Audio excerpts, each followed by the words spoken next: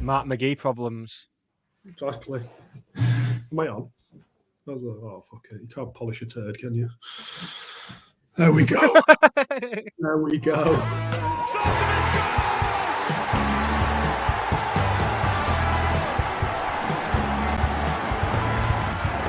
After a soul-destroying fall from Greece, Stockport County are rising up again.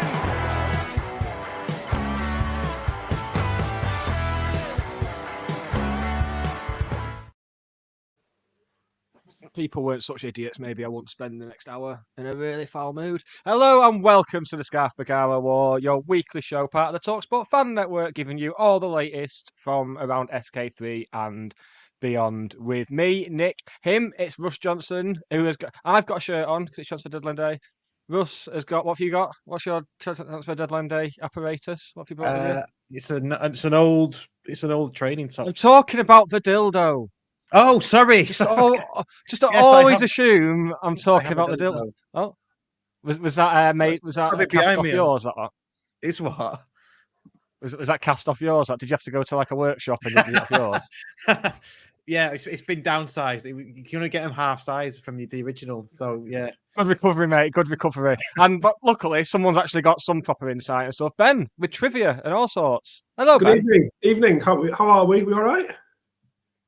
Well, no, I'm not. No, I'm sick of it.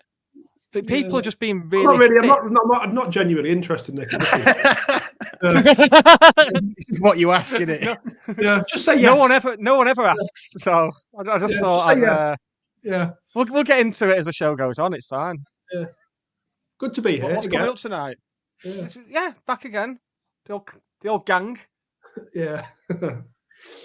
Coming up tonight, we're going to talk about Doncaster on Saturday. We're going to talk about Cass coming in today, Lewis Cass. We'll talk about Harrogate on Saturday. We've got Getting Rezzers, and we've got whatever quiz is about to happen, and I don't know what that is. So, we've got the. I've got a great starting 11 quiz for tonight. It's it's going to have you second guessing yourself. You might as well just let Ben do it himself because I get one, maybe two right, and then yeah. This might be the week where you win. Imagine that. Imagine you just totally maidestoned it. Imagine that. Maybe. Does that mean I'm Ipswich?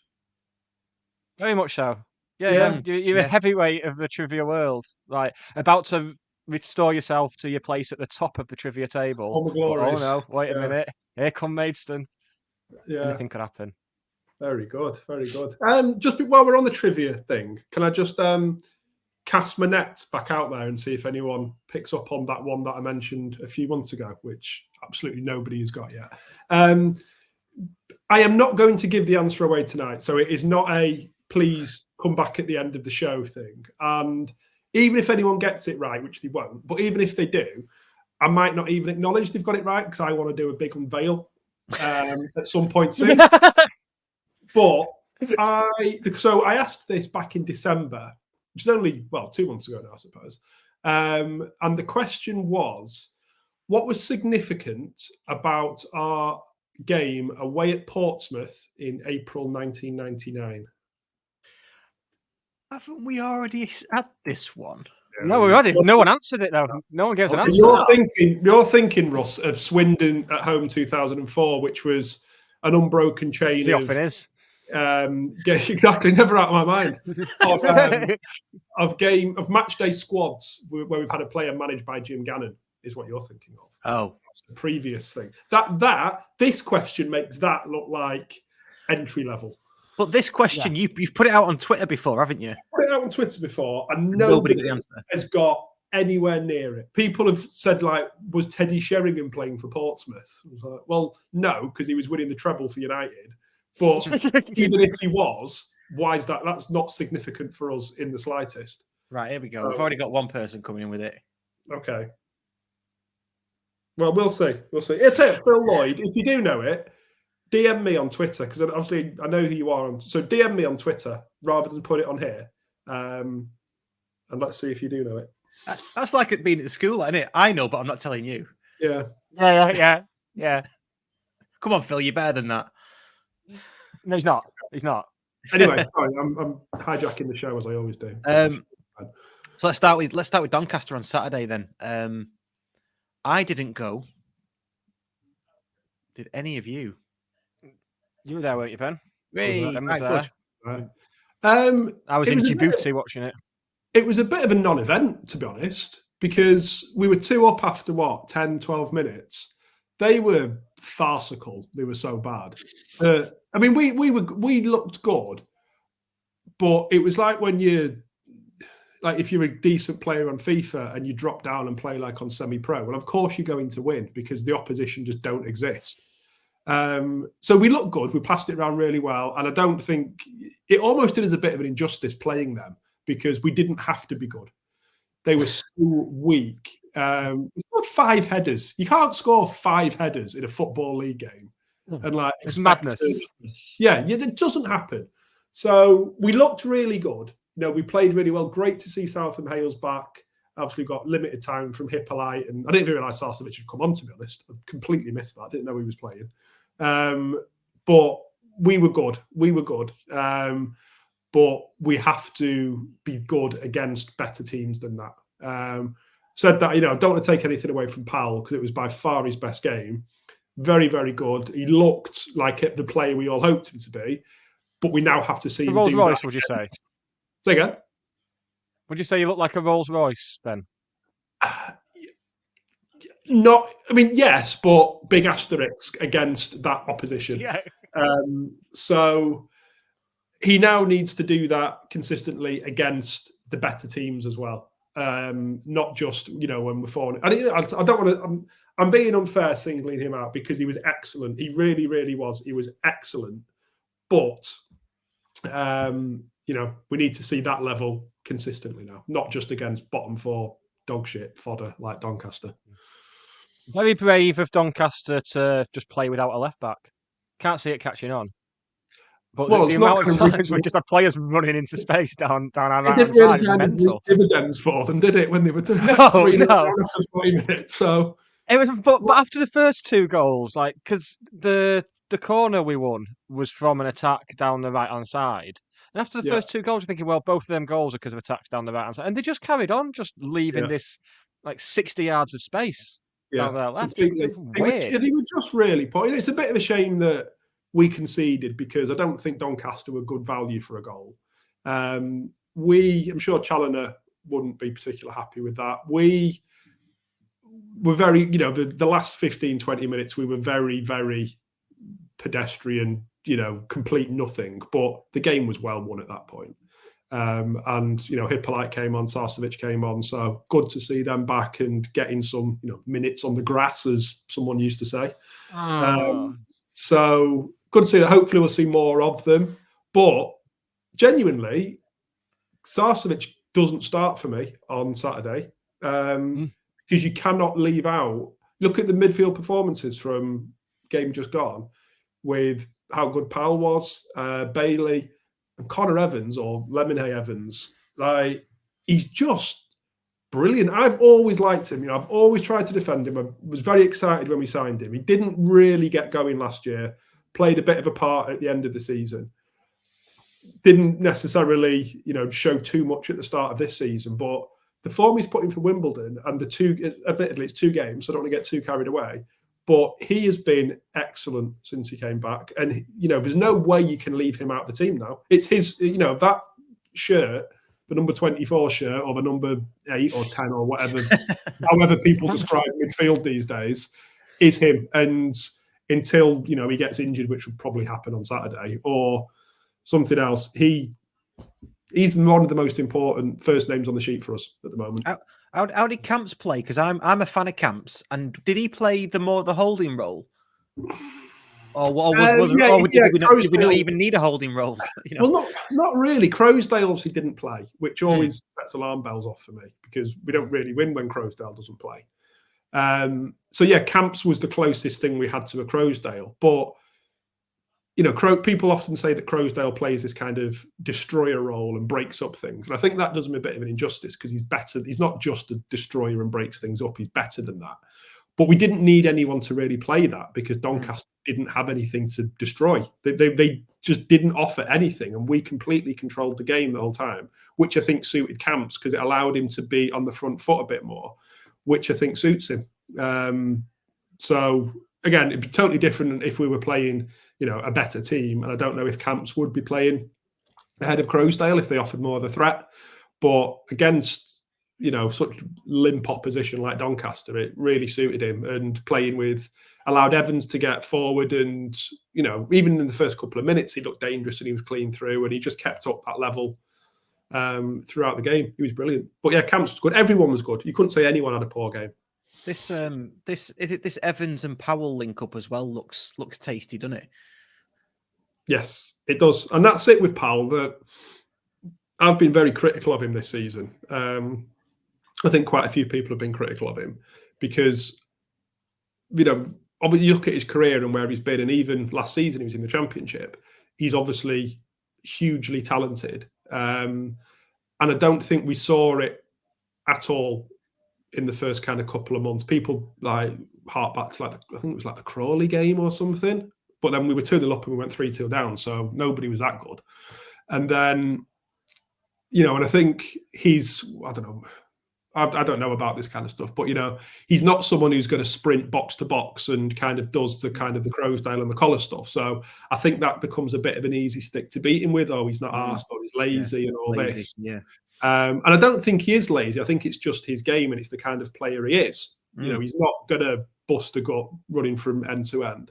But when you're not seeing the kind of the benefit of his abilities and his skills, and then it becomes an easy thing to say he's not arsed and he's lazy, then it becomes a bit of a negative narrative around him. But then, yeah, he was decent against Salford on the Tuesday night. I think it was that game he hit the bar, unlucky not to score. And then he came on against Barrow on Boxing Day, and he undoubtedly had a big impact there. Big sub bringing him on after 40 minutes. We scored. Well, he scored, didn't he? I think it was Powell, didn't he? It went straight through the keeper, didn't it, for the first? Yeah, he scored the one just before half time. Yeah. So he definitely made an impact there. And then like I say, I don't think now, and particularly he's done it in a few games recently over the last month, and Doncaster was undoubtedly the best performance he's put in. I don't think there's any doubt in his ability. Obviously, keeping him fit is a worry. That was always the thing that everyone said, that he won't be fit. He'll only play 15, 20 games or whatever. But if we can get him playing, we can get him playing at the level he was on Saturday, keep him fit, then he could carry. He's not going to carry us to promotion on his own, but he'll play a significant part in getting us up because his ability and his vision and all of that is, head and shoulders above probably 9 out of 10 players in this league. Yeah. And he sees things that not saying other people don't see, but he's sort of finding runs that aren't there at the moment because we haven't got the players to link up with him. Yeah, you can see him. I think you get the best out of him when he plays with Madden. And obviously, Paddy's played at a higher level, has that kind of brain. And you could see it last year when Paddy dropped a bit deeper. He was trying to play those kind of through balls onto Southam Hales or Noyler were kind of through the gap.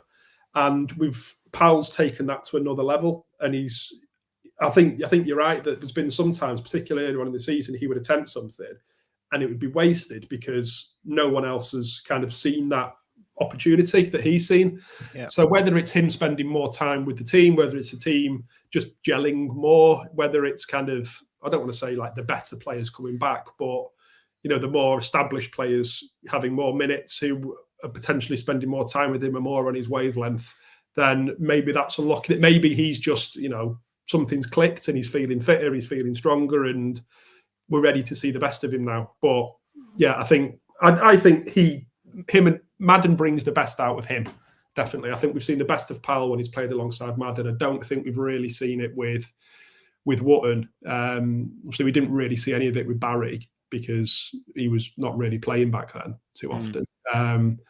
But yeah, that's the thing. I'm sure we'll come on to deadline day and everything shortly. But you do think if we get Powell firing, and then we've got Louis Barry to come back. I'm to be fair to Barry, I'm expecting nothing from him. I think anything we get from Barry this season, rest of the season now, is a bonus. He's had a really bad injury, probably the worst injury he's had in his career. We'll have no idea how he's going to react to it. So if we get one game out of him or one goal, for me, that's a bonus. I'm almost writing him off for the season.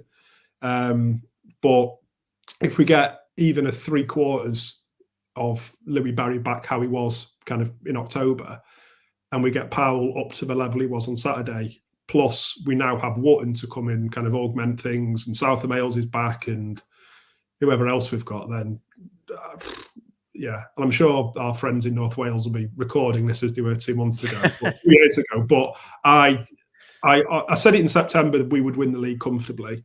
I have no doubt in my mind that we'll get promoted. It's just not even a concern that we'll get promoted or not.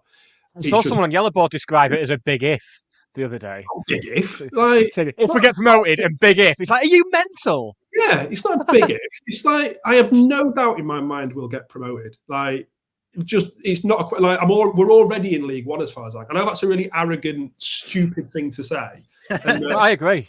I agree completely. If fans from other clubs watching this will be like, oh, Stockport think they're already up. But we showed when we have our strongest team, we are head and shoulders above everyone else in this division. I know Mansfield have beaten us twice, but we are head and shoulders. We beat our closest rivals, not rivals, competitors for the title, 5-0. We wiped the floor with them. No one can touch us when we're back and firing. I've got no doubt we'll go up. It's just a question of, can we win the title? And I think we will win the title. It's just constantly been like back in like October. It's like, well, I can't see us. We'll do very well to still be top come December, and then it's we'll do very well to still be top come New Year. We'll do very well to still be top come the start of the window. We just keep staying up there. Someone said the other day we'll do very well to be top 3. It's madness. It's madness.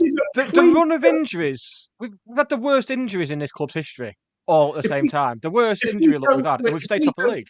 If we don't finish top 3, I don't know what I'll do, but I'll be a giveaway shirt collection. Steady on. I will be astonished if we won't be top 3. Like I say, I'm already wholly convinced that we will be promoted with number of games to spare, and I wouldn't be surprised if we win the title with a game or 2 to spare as well. To be fair, I honestly think we'll win it by more than we won the National League by. To be fair, last season, Ben, you did say, didn't you? You thought that we'd get to the playoffs and lose. I remember you saying. And the season before that, I remember sitting here and saying that I can't see anyone catching us. So stick with county shirts. He'll tell you. Just going back to injured players, though, I always see it as like a 50-50 when they come back, whether they're going to hit the ground running or not. So I think we've done well with Wootton and Macca because they've come back and they've been pretty solid, haven't they? So it's always 50-50 for me. Wootton has. I think we've changed our game a bit this season. So again, it sounds harsh to say that Wootton hasn't been as effective because he's been good, but we're playing a different game, I think, now. Yeah. So he's not scoring as many and we're not as reliant on him being that kind of battering ram unit or whatever you want to call him up front, where he was so good last season. So we're less reliant on Wootton, which I think is a positive because last year we were so reliant on him when he went off injured or he got injured at Gillingham. We were a bit snookered because we didn't really know how to play without him. So obviously Southam Hales, for me, he's one of the best players at the club. I think he's absolutely fantastic. Just the worry is the number of injuries he gets. And I don't think it's, there's lots of people saying, he's made of glass and all this. And it's like, well, you look at it, it's never muscular injuries. It's never, or something like that. He just gets absolutely battered. Yeah. Because I think it's because he's so quick, he's so dangerous. It's almost like it's a tactic from other teams just to wipe him out. And I remember his there was a thread on Twitter a while ago, and I assume it's his mum was kind of commented on something, and it was like, yeah, ever since he was little, he's always been targeted, and it does feel like that. Like when we used to play at school football, like play different schools and that, like you just go and nobble the fast kid, take them out of the game, and it feels like that's what other teams are doing to him. I'm sure they're not. I'm sure they're not targeting him, and I'm sure it's kind of part of his game because he's so quick. Maybe that increases the likelihood of injury or something like that, or because he seems to be involved in every attack because he's so dangerous. He has the ball more often, so therefore he's more likely to be targeted. So yeah, hopefully he stays fit because he's missed a lot of games for us, but he's also missed a lot of big games. He didn't play in the running in the National League because he was injured. He went off against Wealdstone, so he missed Chesterfield, Wrexham, Halifax, Torquay and all of that. He didn't get to play in the running last year because he went off injured against Crewe on Boxing Day. So he missed out on Wembley in the Salford game. So it'd be good for him to be part of a running, what will be a successful running as well. For all the talk of his injuries, I mean, in terms of this season, he's been involved since the start of the season, hasn't he? And then the injury that he did pick up was a broken foot against Aldershot, where you kind of think, well, that can just happen to anyone. So it's certainly not a case, even though he has had his injury issues, which I think we've done a good job of explaining why they happen. But it's a broken foot. It's just one of those things that happens. And I think, but for him to come back in on Saturday and just be straight on it like that. Yeah. And again, admittedly, it was the gentlest introduction he could have had back to Football League. Yeah. Nice one for him, wasn't it? You kind of look at pictures of Southam Hales online, like he always seems to be filthy. Like his shirt's always dirty. And I've got a couple of his shirts in the collection and they are stained with mud because I think he tends to be battered all the time. But it was like and no reflection on his kind of effort or anything, but he didn't look like he'd been in a game because Doncaster didn't lay a glove on him because they were so, dismal. They couldn't get near him, which is good though. We don't want people getting near him. Yeah, correct. So there we go. Yeah, good stuff. They made 4 subs at half time as well, didn't they? Which had 0. That made me laugh. Or maybe so negative effects. 23 seconds later. Yeah. Come on, lads. It's 0-0, lads. Come on. Yeah, 23 seconds later, I don't think they touched the ball. And that's the thing, at half time, Billy Sharp was there, like getting some, whether it's like some equivalent of like a scan certificate or something, but a big homecoming for Billy Sharp. And you're 3-0 down, ground's half empty, well, not even half empty, more than half empty. It was like this little ripple of applause. It's like, it's what we used to be like in the North, didn't it? We get someone like, I don't know, like Brett Angel would come back when we're 4-0 down to Guiseley at half time. Yeah. We can laugh about it now, can't we? Oh, we can. I've not had a DM from Phil Lloyd yet, so I'm doubting that he does know the answer. Oh, hang on. I take it back. He has DM'd me. I'm going to read it shortly. Not ready yet. Okay. Comes my message request. I'll take it back, Phil. Well, we're on the subject of the National League North. Des's blog this week, he was talking about our first ever home meeting with Harrogate, which was the final game in our first National League North season. I went back and watched the highlights of that, and wow. Yeah, that was off the back of, I think, a 7-game run where we hadn't scored. It's club record. That right? I remember that. I remember doing the podcast on that. Jesus. We beat Harrogate 3-1, but the previous 7 games we hadn't scored. The 8th game before that, we drew 3-3 with Guiseley. Who put the ball in Guiseley's net? Super Phil Jevons. Exactly. So worst moments. So what was it? In 9 of the 10 previous games, we didn't score in the 6th tier. So is that club record? The 7 without scoring is a club record.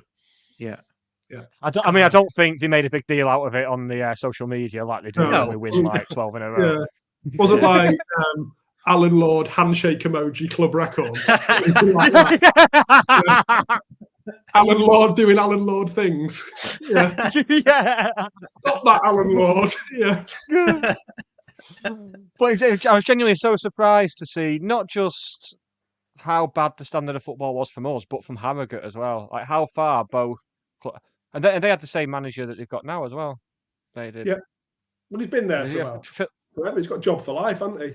Yeah. Yeah. Well, his dad's there. Yeah. Yeah. Do you know we've not? Do you remember without looking up? Do you remember the last game we played? The last time we scored against Harrogate at home. Do you know what it was? Fucking hell. This is what if anybody knows, put a comment in the chat if anyone knows. This is the sort of stuff we live for. I mean, it's not particularly exciting trivia. It's just because last season we played them right at the start of the season and it was 0-0. It was awful. 0-0, yeah. And then then we didn't play them in the National League because they were in the Football League because they came up. So we played and we didn't play them the season they got promoted because it was one of the games that was at the end of the season, which we never got to because of COVID. Yeah. Yeah, I think we should have played them like pretty. I mean, maybe one of the first games we should have had after Maidenhead, but we never played it. So the last time we played them was August 2017. Last time we scored against them was August 2017, and we were 2-0 down. Jason Oswell came back and scored twice for us. The time before that was the Gary Stockforth own goal against Hinchliffe. Oh, that was the first time that I brought my then girlfriend to a game. Last time as well. Then it actually was as well. Yeah. And then just the silence around the ground, just punctuated by her giggling to herself. One last Harrogate nugget for you. Never a last one. How do you word this? So Harrogate away is our longest 100% scoring record at an away fixture, if that makes sense. We've played them away, I think, 10 times, and we've scored every time. We've never drawn a blank at Wetherby Road. So there you go. That was where Courtney Mepham-Walters scored a long-range banger, didn't he? We lost 4-1 on a Tuesday night when Ian Ormson was in goal. Ben was working, I think, in early 2018. We obviously, Bogey resigned on the pitch. Was that Harrogate? Yes. That was Harrogate. That was Harrogate. We had 1 point from our opening 5 games, and we were second bottom of the North. My mate lobbed a traffic cone on the pitch at that game to Ian Bogey against that one. 14, I can't remember 14, 15. 15, yeah, they definitely played them then, 14, 15, 15. 14, 15 was the one where I fell asleep on the train on the way home and woke up in Liverpool. Excellent. 1920, Bell scored early on. Right, he scored early on in the season, but he scored late on, and then we conceded an even later goal, I think. I think it was that way around. And then, we played in the Carabao very, very start of last season. Connor Jennings scored a penalty. Connor Jennings? Oh, yeah, right, yeah. And we won in the league. Alafe got his first goal last season. And then we beat them, obviously, this season. I can't remember. Will Collar scored an almost identical goal, like header at the back post at that end, same as he did last season. I can't remember. It was 2-1 or 3-1. Yeah, anyway, there we go. Do you know mention for every club that we've played? Go on, hit me with one. Okay, how about Accrington? The last time, we beat them 3-0 the other week. Yeah, time before that was season we went down 2010-11. We lost 3-0. I think in about the February-March time. Was that at home? That was away. I remember they beat us at home, didn't they, with an absolute thunder bastard? Not that season. No, they didn't. So 2010-11, it was 2-2 right at the start of the season. We were 2-0 down, and for the second time in 4 days, we came back to drew 2-2. Because on the Saturday, we were 2-0 down to Aldershot and drew 2-2, I think. And then on the Tuesday night, we were 2-0 down to Accrington, and we came back to draw 2-2. And Tom Fisher scored his first goal for us. And then going back before that, we beat them in 06-07 and 07-08. But the thunder bastard you're thinking of was very early days. No, it was very early days, 06-07. John Welsh scored for about 40 yards out at the railway end. It was a 1-1 draw on a Friday night. 1-1 draw, yeah, that was it. Yeah, Friday night. That's what I'm thinking of. Yes. So nice. I do just see. I'm not scripted. But this is for anyone. This is not. I've not said Accrington. Like genuinely. No. Yeah. This is like when you're at like primary school and like some kid in a wheelchair comes in for the first time and good you're at answering the questions. Yeah. Yeah. So, anyone wants to challenge fun me, fact. feel free. Challenge Ben. Yeah. Fun fact, since you mentioned Connor Jennings before, Connor Jennings has scored more goals than Paul Mullin this season in League Two. Is he really? Yeah. Yeah. Very good. Yeah. I don't know the exact numbers, but it's good. They would argue they'd argue that he didn't start the season though, wouldn't they? Because he burst a lung or something. Yeah, he only missed like 6 games though, didn't he? Yeah. He was in fairly. He was in for the game with us, He was, and he was in wasn't a few weeks before that. Yeah. Yeah. Well, I mean, he was on the pitch. His game Played is against a bit of a us, stretch. he came back, didn't he? They started him early against us, didn't they? Because it was sort of rushing him back, to play against us. He was back before that. He played Was that he? a couple of games before that as well. Yeah, I'm sure he did. Yeah. All right. Ben, who was in goal for us in that 3-0 defeat in March 2011? Against Accrington. Yeah. It won't be Glennon because it's otherwise Glennon would have been essentially the number one, but it won't have been him otherwise. It's not a question. So Ian McLaughlin, I would say. Ian McLaughlin. He's on loan from Ipswich. I think he played 6 or 7 games. I've got one of his shirts, silver Stockport Council with black sleeves. I think it was Ian McLaughlin. Yeah, because if it's Glennon, then it's just like He's right. Yeah, there you go. I love it. We should go to the casino. Just take Ben to the casino. I like the Rain Man, isn't it? Yeah. But for county, I love it. You obviously won't shock you to learn that I'm a big fan of Hatters Matters website. Like complete historical archive of everything. I'm doing a bit of like a chat to the chat behind it all the time. I was like, you need to put this on there, you need to put this on there, you need to do this. And so I'm doing a thing for him now, which is essentially what kits we wore in every game ever. Like the shirt colour, short colour, socks colour. So I've genuinely got like a CSV file on the go now. I'm starting at 1980 of literally shirt colour, short colour, socks colour. And then if there's any little embellishments like poppies or match detail. So coming soon to Hatters Matters. Nice. Yeah, that may well rank as one of the best things you've done, actually.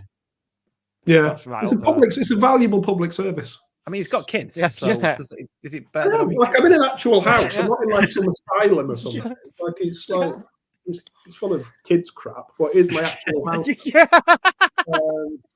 So I have a wife. I have children. So yeah, I have a job. Yeah. Well done, you. But apart from that, Well, speaking of history, we are lining up Marcus Heap to come on at some point. So maybe we've got an opportunity to get you both on and have a mastermind off. You can have a nerd off. fight to the death. Yeah. Yeah. He's a nice chap, Marcus. He's I've spoken to him quite a few times about various things. He lent me a shirt for the exhibition I did in 2021. He lent you a shirt. He lent me a shirt. Wow. So it was obviously I've only had like 4 variants of it, but it was a particular player I wanted off him. But yeah, I assume his knowledge will go much further back than mine because he's club historian. Yeah. So he will know stuff which isn't even on my radar. But I would suspect my more recent knowledge is far deeper than anyone else on the planet. We're doing mastermind. You're both picking specialist subjects, specialist county subjects, and we're doing full mastermind. Might even do a general knowledge round as well, just to fuck you both up. Let's do it. Yeah. General knowledge. Don't know. Like, what's the capital of France? Yeah. Madrid. Yeah, don't know. But, yeah, it was like county sub goalkeeper at Bournemouth away in September 29. Now, there we go. Yeah. Should we move on to Harrogate on Saturday and have a chat about them? So, I put a tweet out asking people what they thought about the game on Saturday, nervous or not. Loads of people came back and said no, they're not. But there is one thing: they are 8th, and they're not doing too bad considering. I think they were tipped to like be near the bottom, weren't they? I think, and their away form's pretty good. So, do you share any type of nervousness inside your heads? Is the question. I've gone past nervousness now. I'm very zen, and I'm just convinced that we're going to win the league anyway. So, I think we're about to go on another mental run like we did earlier in the season. I think we're on it now.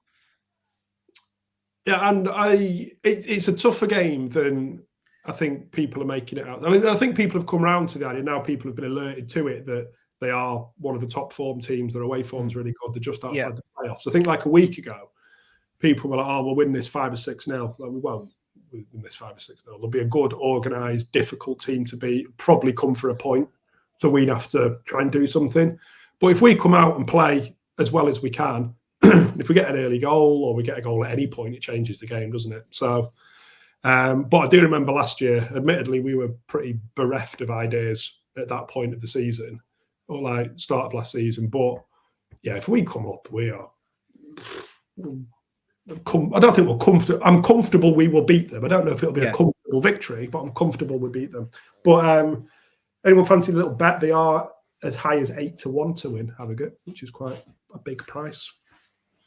You might as well tell them the little Sky Bet caveat on that as well with the Aka freeze now, because that could change it all. If they, I mean, I've heard that's quite a good feature. Yeah, Aka freeze. So it's fivefold. If one of the teams takes the lead, you can settle it as a winner. So put Harrogate in your bet. I think they're 13-2 on Sky Bet. If they take the lead at any point, freeze it, game settle as a winner. Happy days. I'm very uncomfortable right now between that and the Talksport stuff. I feel very sick right now. Yeah. Nothing wrong with Sky Bet. Bet responsibly, everybody. And know your limits. They're coming. Like I say, they're coming with a good away record. And someone's pointed out in the chat that Walsall were on a good run when we beat them as well. We made them look average. I seem to remember we played maybe one or two other teams this season where they've been on a good run. I think Crewe were probably at the time when we beat them 2-0 away. They were the top scorers in England at that point, and it felt like we easily dispatched them. So I agree with you, Ben, as I do with a lot of things. To be fair, I think it's going to be harder than we think, but I think we'll beat them. You know. Yeah, I do. Who have we got after that? Grimsby, Tranmere, who's 24th. Crewe. We've got Crewe on a Tuesday coming up, haven't we? We've got Gillingham on the 20th, haven't we? Yeah, that's one for the purists. Grimsby, Crewe, Tranmere, Gillingham. Just on away fixtures. I don't know if this is just me, but have you seen what time the finger post flyer is leaving for Grimsby? Right, Grimsby's not that far, is it? And I've been to Grimsby like a million times. It's 2 hours, 2.5 hours. 2.5, maybe. Yeah, maybe more with a stop. Yeah, it's leaving at 9:30. That's 5.5 hours. The coach to Colchester's leaving at 8. It's only an hour and a half after the coach to Colchester. Why? What's happened to Lou? What's going on? Yeah, I'd ring him, but it's after 7:30, so I can't now. Yeah. Right. Who's planned that? It doesn't take 5.5 hours to get to Grimsby. So anyway, need to get. Don't they have base stops and stuff now? I mean, it's a dry coach, isn't it? I think the flyer. Well, it's supposedly. Yeah. Yeah, it's a dry coach. Crofter isn't. No. Although if people, judging by some of the people on it, it's very wet. Yeah. Jesus. It's like a mobile zoo, isn't it? Yeah. So I don't know. I don't know if the finger post has do they get there at 1 o'clock and people they make a bit of a day out of it. And, if they do, that's fine, I think. But it just seems absurd that it's a 5.5 hour trip to Grimsby. But they've only allocated 6.5 hours to get to Colchester. Or 7. It doesn't make none of it makes sense. What do they do? Did they go into the Grimsby, into the town centre wherever they're visiting, and someone holds an umbrella up and they all walk around seeing the local attractions? Hedgie never puts that on his blog. He never talks about the day out. No, he doesn't, does he? So I don't know. But also if they do make a day out of it, when they go to somewhere like Colchester, which is literally a stadium at the side of an A road, and there's not, what do we do? Do we just? I don't know. But it's like a school geography trip, where you have to categorize, John all the stones that you see. I know he's a regular on the flyer. The front of the flyer is dry. Why are you leaving 5.5 hours before Grimsby? Yeah, I don't understand it. It's the question on everyone's lips. Yeah. Do we move on to deadline day, because it is deadline day today? Mobile Zoo.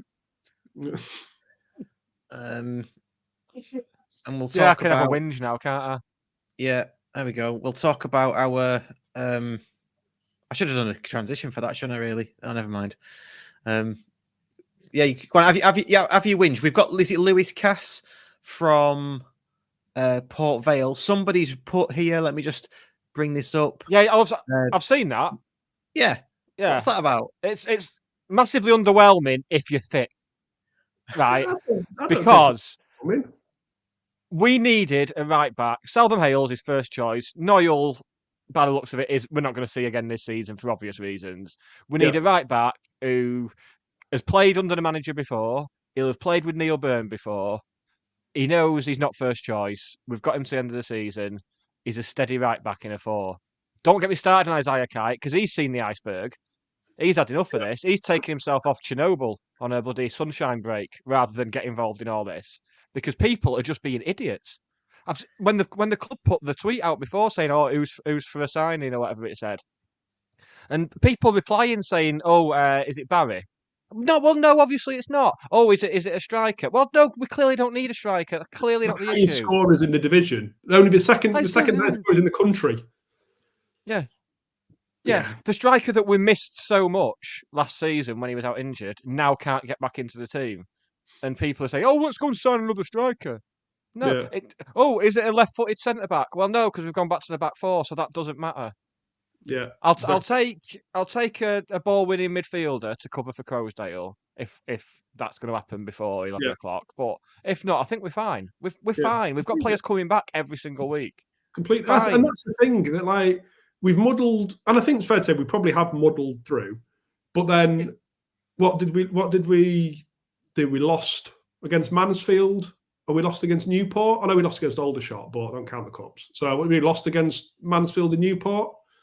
So we've lost 2 games since August, and that's probably a third of that is without most of our 11. We're now getting all of them back, and that 11 took us to a 12-game winning run. Yeah, I think we're all right. What's the point bringing a load of new? I think in the summer we'll see a turnover of players. Why is he not playing for Vale then? I don't know. Why don't you ask him? Yeah. Exactly. Do we have to have this with everything? Like Miles Hippolyte wasn't playing for Scunthorpe, and he's been vital for us over the last couple of years. It's just like, why isn't Barry playing for Villa?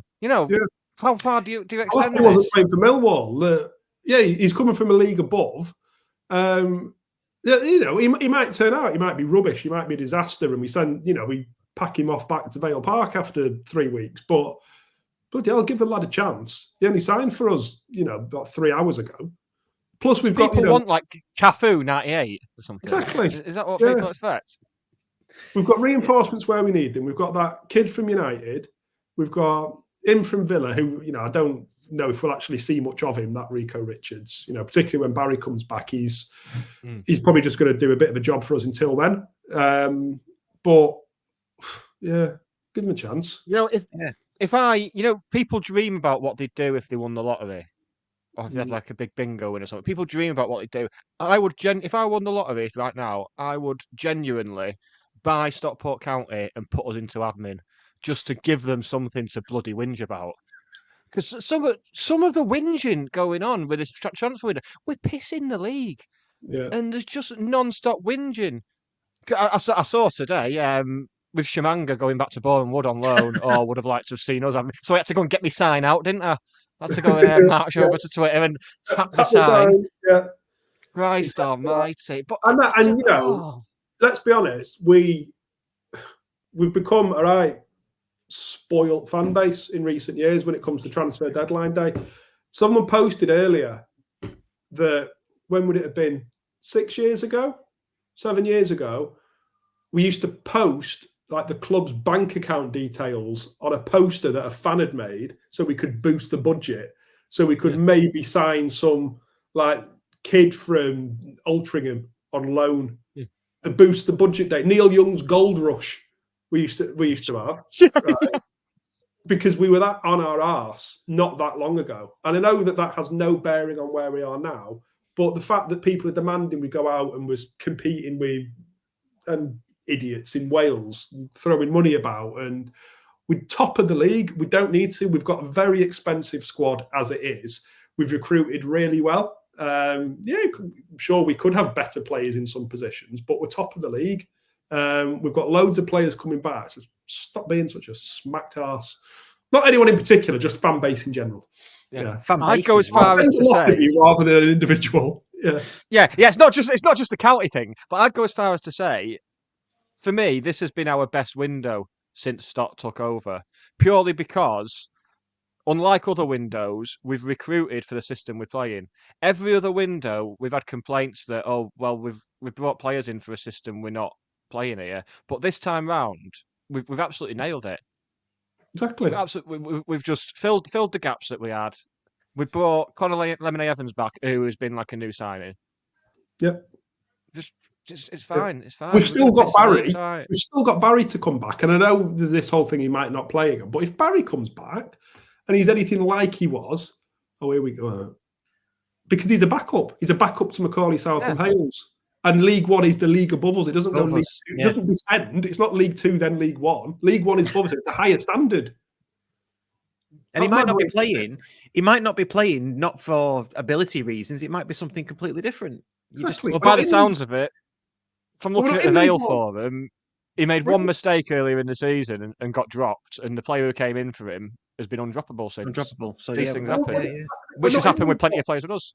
We're in League Two. We're in League Two. So if a player can't get in League One, then maybe he isn't League One standard. But we're not in League One. We're in League Two, and he's a backup to Macaulay South and Hales. He's a backup. I don't know what people expect sometimes. This is why Isaiah Kite's not here tonight, because he's seen the iceberg. He's sunning himself in Chernobyl. Yeah, and exactly though. Like we're just in danger of reading off the comments here, which is probably exactly what people want. But we signed from Championship. We've got Sarcevic from the league, 2 leagues above us at the time. We've got Paddy Madder from 2 leagues above us at the time. Macaulay South and Hales came from Fleetwood, who were 2 leagues above us at the time. Who else have we had? Hussey, bloody Chris Hussey. Never disliked a player as much as him. He came from a league above. You know what I mean? We'll be fine. We're going to win the league. But I thought he was steady Eddie, Chris Hussey. I quite liked him, me. Oh, he used to fall over, didn't they? Hated it. He used to drag. He'd always go down, wouldn't he? You mean he used to win free kicks? But like in such an underhand, I know way of doing it. I hated it every time he would go forward, and I totally get why he did it, because he would advance us up the pitch. Just stop falling over. Hogan used to do it as well. Hated it. Just stay on your feet. Gets worse as we go up, you know.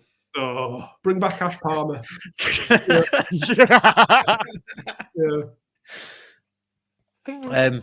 Right, should we move on to get into reses? Getting reses. Mine. Oh no, I haven't. I'm going to be struggling tonight for once. I'm going to have to think on my feet here. Right, let's do getting reses, shall we? I've got to go back to here for this. Reses. Get in the reses. Get in the reses. I'm not having that. Get in the reses. Oh, getting reses. What put me off was we had the other theme on, and you can't. Anyway, it's a back end thing. Deadline day's over. It always is. Deadline day's done anyway. So there we go. We've covered it. Right, I'll have it first then. So I'm in no way condoning some of the behaviour we've seen at other games over the weekend. But so, for example, the stuff that happened at the West Brom Wolves game on Sunday. Yeah, not condoning it. Don't be a dickhead. But when commentators say, "Oh, this isn't what we want to see," no, it is. Yeah. I rolled out of bed on Sunday morning with a sore head, put that on, and I was instantly filled with joy. I was like, "Yes, this is it. This is it. Yeah, absolutely brilliant. Yeah, more of that, please." Done. Nailed it. Look, you love to see it. It's the same when like 2 players are having a bit of a scrap or something. It's like, "Oh, you don't want to see that." Yes. Yes, I do. Yeah. That's why football is televised for stuff like that. They don't say it when you're watching ice hockey and they start having a. We're still. I'm sorry. The new signing discussion's still going on. Can that go in the reses? Yeah, I've seen it. Yeah. Should we move on? Yeah, let's move on. Okay, so is that it? Is that yours, Nick? No further explanation. Yeah, I think I've covered it well there, succinctly. Yeah, fine. Okay. Just Yeah. stop saying things. And that, in fact, that was the worst thing about the West Brom Wolves events, that we had Sam Matterface blathering on for like an extra half an hour. I was gonna say, was it Sam Matterface? Yeah, I think it was, wasn't it? He's Yeah. terrible. Yeah. People used to slag off Tilsley. Oh, Tilsley's brilliant compared to Yeah. him. But So Matterface. Tilsley is a great commentator, full stop. Not compared to him, like I don't know, someone who can't even speak the English language is a better commentator than Sam Matterface. But like Tilsley is just full stop a great commentator. He's really good. He is. And we spoke about this on Dave Smith Never Existed before about commentators and all this. And I always say that one of the marks of a really great commentator, I mean, Drury's kind of the exception because of how kind of articulate and poetic he can be at times, or he does overdo it, is they shut up in the big moments. Like something will happen and they let the pictures and they let the sounds and everything tell the story. They don't need to go on and repeat and just rabbit over it. Just shut up and let the pictures do the talking, and then come and add something which is going to enhance the story, rather than saying that player has just scored an important goal. Because I know that, because I've just seen it. That's what the best commentators do. Yeah. Absolutely. It's funny because my getting the reses is commentators, but it's one specific one. But I'm going to expand it out. I watched, and the alarm bells are going to go off in the North Wales area now. Did anybody catch? Nick, we were WhatsApping, I think. Did anybody catch the Wrexham game against? I was watching the AFCON like a true football connoisseur. Oh yeah, you were. Like Yeah, proper that's football right. hipster. So Blackburn, wasn't it? They were playing Blackburn. That's right.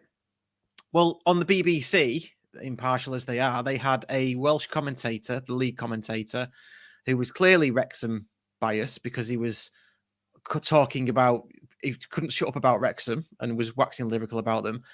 They had a female co-commentator who was desperately trying to sort of balance out everything he was saying, because she was clearly on the ball and going, well, this is the BBC. We need to be impartial. So she was going, well, yeah, but what about this for Blackburn? What about that for Blackburn? And that kind of thing.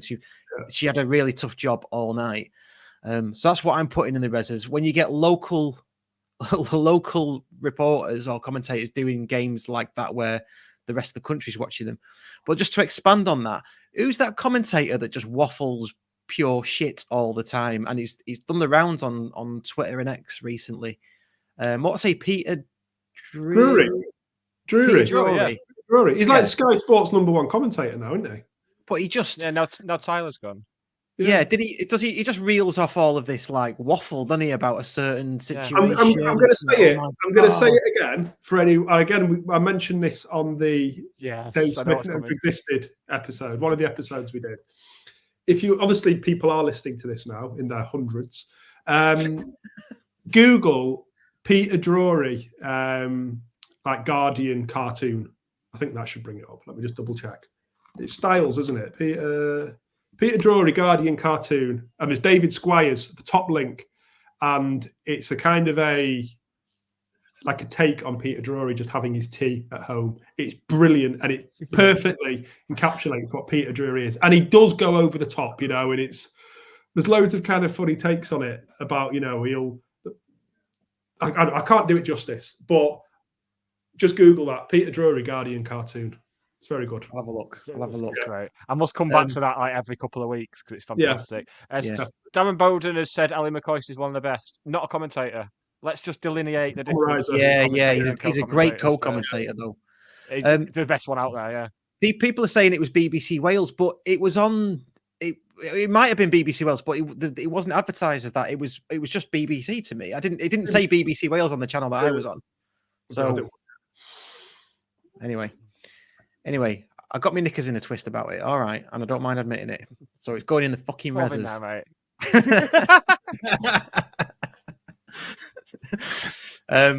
But the same with Clive Tilsley though as well. Is he a United fan? So every time he comments on United, it's the full Manchester United, and because that's how all the whoppers say it in the Red Half. Nick will know, and they'll say every game that he commentates on as well. It'll be that night in that night in Barcelona or that night in the new camp, and he always it's like, fuck off, man. I remember it because he was the commentator for that, the ITV Yeah. coverage of it, and I remember very, very vividly, like 2 lines that he said. I think it was when who's got their equaliser? Sheringham, wasn't it? Got the equaliser, and again, it wasn't like the goal went in, and he didn't say anything for like 20 seconds because he didn't need. There's nothing he could add to that drama. But I remember pretty much the first thing he said was like, name on the trophy, as in like, they're going to win it. And then obviously they got the corner instantly. And again, Solskjaer has won it. And he didn't need to, he just shut up again. He just let the pictures do the talking, because with that, it's probably like one of the most dramatic endings to any game ever. There's nothing he can add to that, which is going to make it any better. It's the same with Martin Tyler when City beat QPR to win the league. He did the whole Aguero. I mean, he didn't say anything for about 15 seconds afterwards, because what can he possibly say which is going to enhance it? There's nothing. So just be quiet and let people just have that moment and see what's happening. That's what the best ones do. Yeah. Cool. Absolutely. What have you got for the reses then, Ben? I didn't know I had to prepare anything. So I don't know. And I don't know what people have said in past weeks. Has anyone... Hang on, we had a discussion about your football. No, but I don't really listen imitations. to gimmick. So, you know. Yeah, fair enough. Yeah. Has anyone brought up Ken's exit instructions? Yeah. No, not yet. No. Well, they're going in the bloody reses. So, Yes. So about 75, 80, maybe early 80 minutes, Ken will come on just before he does the NK Group Man of the Match, who was sponsored by today's match sponsor, who is. And he eventually gets to it. And before he's done the attendance and thanks us for our fantastic and continued and loyal support. It used to be fantastic and loyal support. It's now continued and loyal support. Yeah. He gives the most convoluted, ludicrous, like verbose instructions for away fans to leave the ground. And I don't think, other than like back in the 90s, when we used to get held back at somewhere like Main Road, and they would say, at the end of the game, away supporters will be held back for 15 minutes, and it'll be boo and all that. I don't think I've ever been told how to leave a ground before. Because I know how to get out of somewhere I've already been in. But he will, I can't quite, I need to record it on Saturday, kind of for posterity. But it's kind of like when you, the message for like the Mansfield Town supporters, at the end of the game, please exit the stadium the way you came in. So please stand up, turn round, go up the steps and follow the signs to the exit. Why does that need explain? What sick bastard is making him read that out every week? It must be some kind of joke. That needs to go somewhere and never be seen again, because it's just barbaric that they make Ken. They're soiling Ken's legacy by making him do that. So it can go. That's brilliant. I mean, I'm never in the ground early enough, but does he still say, "We'll have get your pens and pencils ready, and we'll have your full team lineups very, very shortly"? In the age of like social media. Yeah, completely that. He still does his 1-2, 1-2. The intonation, and I can hear it, and it's beautiful. Well, you forget your pens and pencils. Yeah, does he still say that, ladies and gentlemen? Does he say girls and boys anymore? But yeah, please get your pens and pencils ready. We'll give you a full team lineup very, very shortly. And of course, this is a no-smoking stadium, and that does include e-cigarettes. And that kind of a little pause before he says it, and he still says, because we pulled him up on Marion's years ago about the way he used to say Hinchliffe. So he still says now, Ben Hinchliffe. There's a slight pause between it because some people still think it's Hinchcliffe. It's not Hinchcliffe. Been with it 8 years. It's Hinchliffe. There's no second C. And then of course there's a safe journey. But also, I'm going off on it. But he also says safe journey home wherever you're travelling to, which is what I want to hear. But then again, especially to the Mansfield fans. No, not especially to them. Don't wish them a safer journey home than me. And us, yeah. And one more thing on Ken. What was it the other night? Was it after Salford? I think it was a Salford game, our closest league fixture of the season. And he welcomed like the players, directors, and any other officials, as he does, who have made like the relatively short journey over to Edgeley Park. Salford's not a relatively short journey. Relatively short begins at the very minimum Huddersfield. I think. Yeah, exactly. Is relatively If short. you can get one bus, you could it's not walk relatively to short. Salford. Yeah. I have done. Yeah. That is not a relatively short journey. And Ken, right, I've spoken to Ken loads of times. I've got his flag, funded his flag. He knows completely this is coming from a place of love. Ken's the most iconic person at County, completely.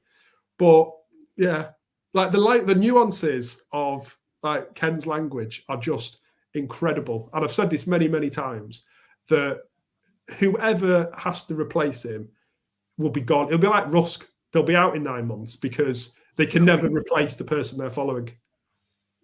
Yeah. So there we go. And one more. Yes. Now we're that talking. bloody video lineup screen. It's too slow.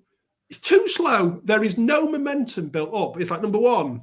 It was like a video of Ben doing this, and it's like Ben Hinchliffe, and it's like when it flicks to Kyle Noyle, it's like number two. I don't know if he's number two. It's number two, isn't it? Kyle Noyle, and it's too slow.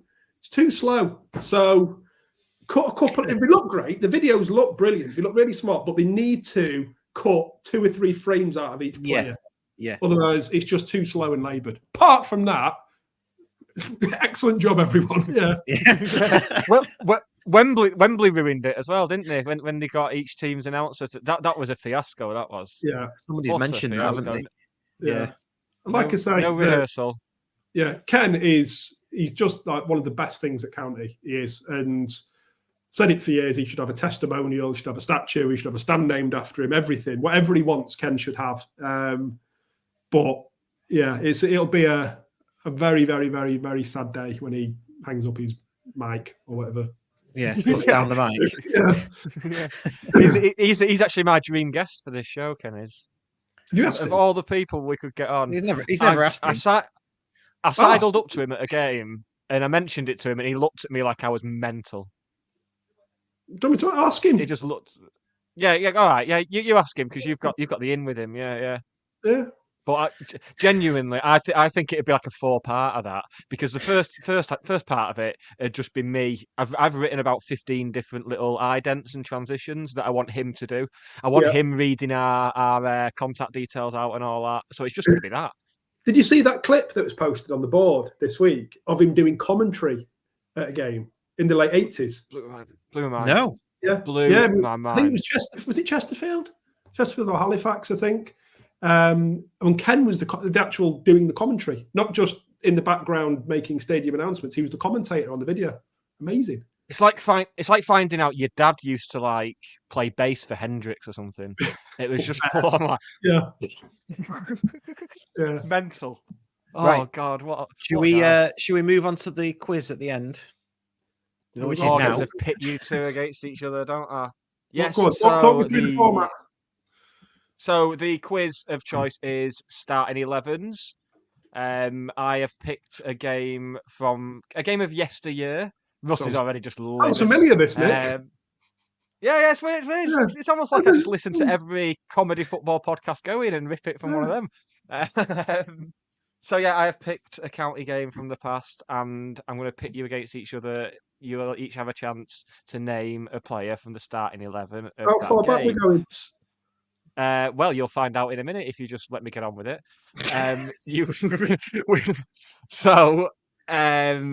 Sudden death from the start. You get a go each. If you name a player who came off the bench, then you get another go.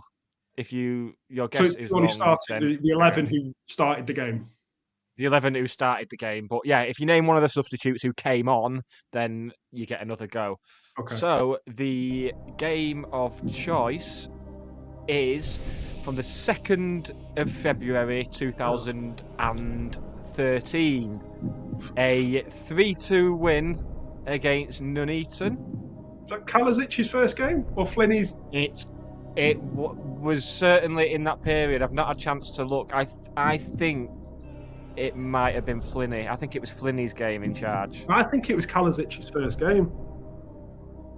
Anyway, wasn't Flinney's a 1-0? Anyway, either way, it's 3-2 win against Nuneaton, 2nd of February 2013. 11 years ago tomorrow, Right. Who should we have going first? Russ, did you go first last time? I Yeah. think you did, didn't you? Yeah, Ben, you're up first, mate. Player from the starting 11. But just any player who started that game. It's for us. I'll start easy. February. Easy. Richard O'Donnell, I'm almost certain, would have been keeper at that time. Richard O'Donnell. That is correct. Yes. Russell, over to you. Who played in the team with Richard? 2013 is February 2nd, 2013. Yes. That's Your our first. birthday. Yeah, I know it is. Which probably, I was probably pissed, so I'm not going to remember this, am I? 2013 February. So that was our first. Was that our first non-National League season? Wasn't it? No. First National League North. This was our final season in the National League. This was the start of us getting relegated. Right. A few months later. Richard O'Donnell. Okay, I'm trying to think.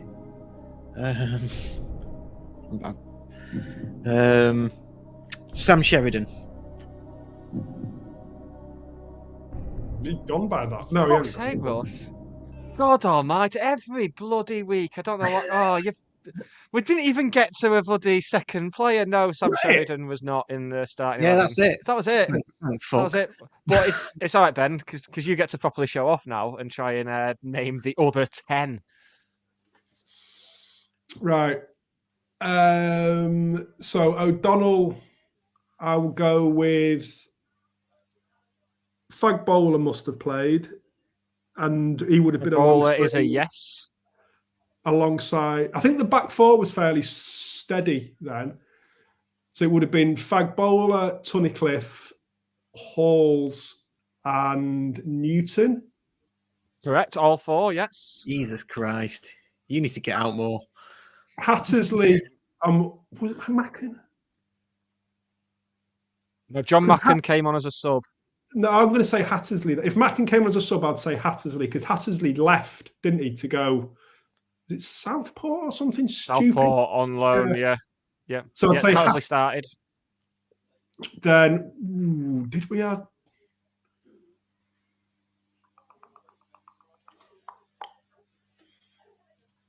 Nolan?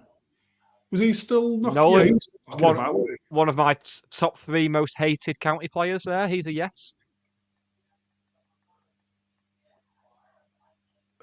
Who would have been captain? Oh, I don't know who would have been captain. Was Tunnicliffe captain, possibly? Against Kidderminster on the final day, Alex Kenyon was captain. Oh. But I don't really associate him with... I only associate him with towards the end of the season. I don't associate him with earlier on. But I don't know who else it would have been unless it was...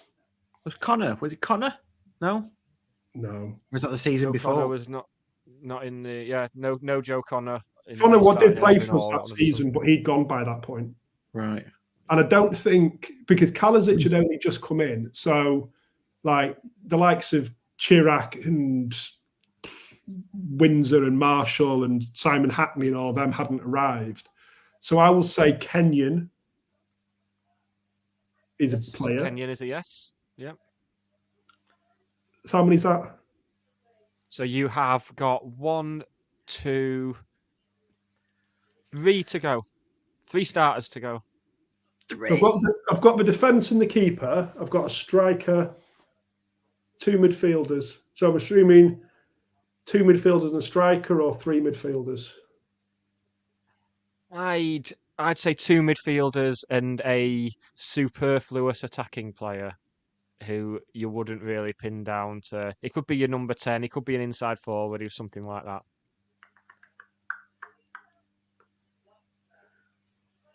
German. Antonio German? Or had he gone by the... No. Or has he not even been there by then? Surely gone. I'm going to go, because I know he was there that season, and we've mentioned him tonight, and already, but I think he'd gone by this point, so I think this is where I'll trip up. What, Connor Jennings? He's a yes, he started. Yes, he did.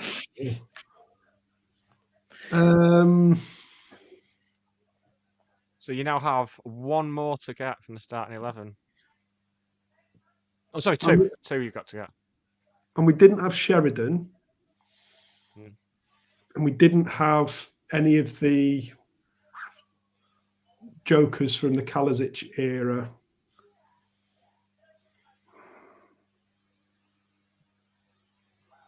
Yeah, two Jim Gannon signings. Are they? They're not. Well, obviously, I'll know them. Are they? They're not like total obscure, like Brandon Windsor kind of level, are they? Or are No, they? definitely not. Definitely not. No, one of them has gone on to one of them has spent some time, I'd say, being quite county adjacent after he left us. In terms of other stuff he was doing. And the other one, I don't know what happened to him actually, but he was quite promising at one point. I appreciate Not Paul Jones. this is probably not great viewing for or listening with all the gap.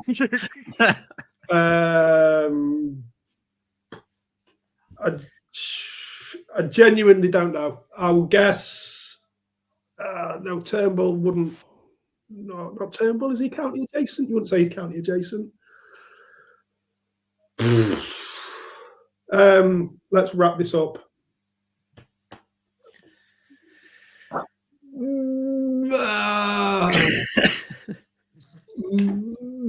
Matty Mainwaring.